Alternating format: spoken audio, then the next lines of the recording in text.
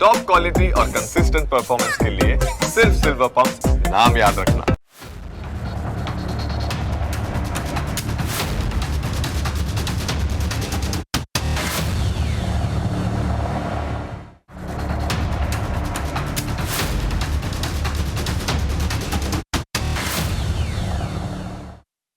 અત્યારે social media પર એક પોડકાસ્ટની જોરશોરથી ચર્ચા થઈ રહી છે.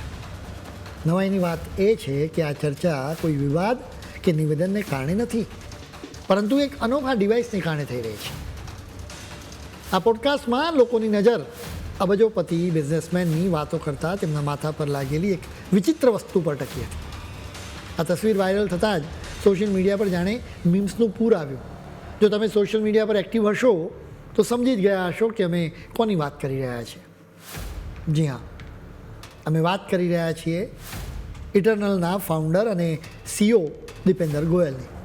ઇટરનલ નામ કદાચ તમારા માટે નવું હશે, પણ જણાવી દઈએ કે આ લોકપ્રિય ફૂડ ડિલિવરી એપ ઝોમેટોનું જ નવું કોર્પોરેટ નામ છે. સોશિયલ મીડિયા પર આ વસ્તુને લઈને જાત જાતની અટકળો ચાલી રહી છે. કોઈએ મજાકમાં તેને માથા પર ચોંટાડેલી ચ્યુંગમ કહી તો કોઈએ એને પોર્ટેબલ ચાર્જિંગ પેડ ગણાવ્યું, પરંતુ હકીકત કંઈક અલગ જ છે. દીપિન્દર ગોયલે કાનની ઉપરના ભાગે જે ક્લિપ જેવું ડિવાઇસ પહેર્યું છે તેને તમે ટેકનિકલ ભાષામાં ટેમ્પલ કહેવામાં આવે છે. દીપિન્દર અત્યારે ખાવા પીવાની ડિલિવરીની સાથે કંઈક હટકે કામમાં લાગ્યા છે.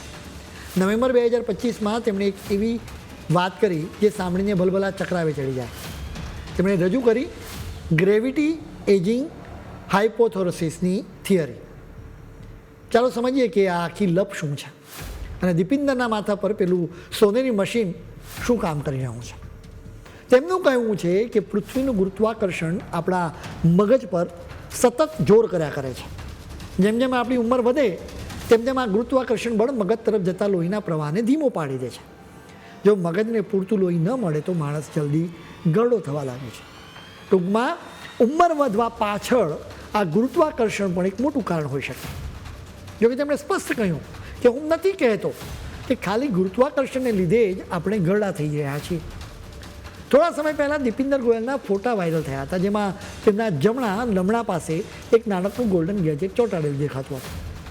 લોકો વિચારતા હતા કે આ વળી કઈ નવી ફેશન છે, પણ દીપિન્દરે પોતે જ ખુલાસો કર્યો કે આ કોઈ ફેશન નહીં, પરંતુ એક ડિવાઇસ છે જેને મગજમાં લોહીના પ્રવાહને એકદમ ચોકસાઈથી એ માપ્યા કરે છે.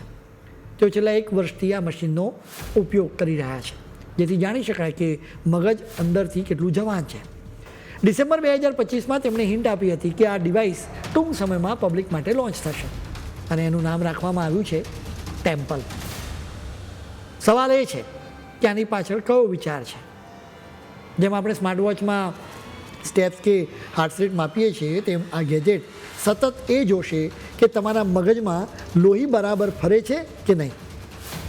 વિજ્ઞાન માને છે કે મગજની તંદુરસ્તી જાણવા માટે લોહીનો પ્રવાહ સૌથી મહત્ત્વની નિશાની છે. દીપિન્દર ગોયલે આ પ્રોજેક્ટ માટે કોઈની પાસે હાથ નથી ફેલાવ્યો. તેમણે પોતાની પર્સનલ રિસર્ચ સંસ્થા મારફત, એટલે કે પોતાના ખિસ્સામાંથી અંદાજે 225 કરોડ રૂપિયા ખર્ચી નાખ્યા છે. તેમની સંસ્થાનું નામ છે કન્ટિન્યુ રિસર્ચ. 225 કરોડમાં તો કેટલી નવી કંપનીઓ ઊભી થઈ જાય, પણ દીપિન્દર તો માણસોને ગરડા થતાં અટકાવવા માંગે છે. આ સાહસમાં કોઈ બહારના રોકાણકારોનો ડર નથી, એટલે તેઓ મન મૂકીને અખતરા કરી શકે છે. તેમનો હેતુ છે કે વિજ્ઞાનની મદદથી મગજની તંદુરસ્તીને એવી રીતે ટ્રેક કરવામાં આવે કે આપણે બીમારીઓ આવતા પહેલાં જ એને રોકી શકીએ. ટૂંકમાં દીપિન્દરે ઝોમેટોથી લોકોના પેટ ઠાર્યા અને હવે ટેમ્પલ પાછળ કરોડો ખર્ચીને લોકોના મગજ તેજ રાખવાની તૈયારી કરી રહ્યા છે. જે રીતે તેઓ એમાં પૈસા રેડી રહ્યા છે, જોતાં લાગે છે કે આ ગેજેટ ભવિષ્યમાં સ્માર્ટ વોચ જેવું જ કામ કરશે. હવે સવાલ એ છે કે તમારે આવું ડિવાઇસ પહેરવું જોઈએ કે નહીં. ડૉક્ટર્સે ચોખ્ખી વાત કરી છે કે અત્યારની ટેકનોલોજીની કેટલીક મર્યાદાઓ છે. લમણે મૂકવામાં આવેલું ડિવાઇસનું સેન્સર માત્ર સપાટી પરના સિગ્નલ કેપ્ચર કરી શકે, એનાથી MRI જેવું રિઝલ્ટ ન મળી શકે. આવા ડિવાઇસ MRI સ્કેન્સનું સ્થાન ન લઈ શકે. અનેક ડૉક્ટર્સે સ્પષ્ટ કહ્યું છે કે ટેમ્પલને મેડિકલ ડિવાઇસ ન ગણવું જોઈએ. ઘણા બધા લોકોએ કહ્યું કે ટેમ્પલ તો અબજોપતિઓ માટે ફેન્સી રમકડું હોઈ શકે છે. એઇમ્સ દિલ્હીના ડૉક્ટર દત્રાએ એક પોસ્ટમાં લખ્યું કે એક ફિઝિશિયન અને સાયન્ટિસ્ટ તરીકે તેમજ ભારતમાં ધમનીઓની જકડાઈ અને પલ્સ વેવ વેલોસિટીના ક્ષેત્રના શરૂઆતના સંશોધકો પૈકીના એક તરીકે હું તમને ખાતરી આપી શકું છું કે હાલના તબક્કે આ ડિવાઇસનો કોઈ વૈજ્ઞાનિક આધાર નથી કે જે ઉપયોગી ડિવાઇસ હોવાનું સાબિત કરે. આવા ફેન્સી મકડા પાછળ તમારી મહેનતની કમાણી વેડફશો નહીં. અબજોપતિઓ પાસે તો ફાલતુ ખર્ચ કરવા માટે ઘણા પૈસા હોય છે. હા, જો તમે પણ અબજોપતિ હોવ તો ચોક્કસ શોખ પૂરા કરી શકો છો. દીપિંદર ગોયલના નવા હેલ્થ ડિવાઇસ વિશેની ચર્ચાએ જોર પકડ્યું છે, જે આવકાર્ય પણ છે. જોકે ડૉક્ટરો સ્પષ્ટ સલાહ આપી રહ્યા છે કે ક્લિનિકલ ટ્રાયલ્સ અને વૈજ્ઞાનિક પુરાવાઓના અભાવે આવા મોંઘા સાધનો પાછળ નાણાં ખર્ચવામાં ઉતાવળ ન કરવી જોઈએ. આરોગ્ય માટે ફેન્સી ગેજેટ્સ કરતાં વૈજ્ઞાનિક રીતે પુરવાર થયેલા સાધનો વધુ વિશ્વાસપાત્ર હોય છે.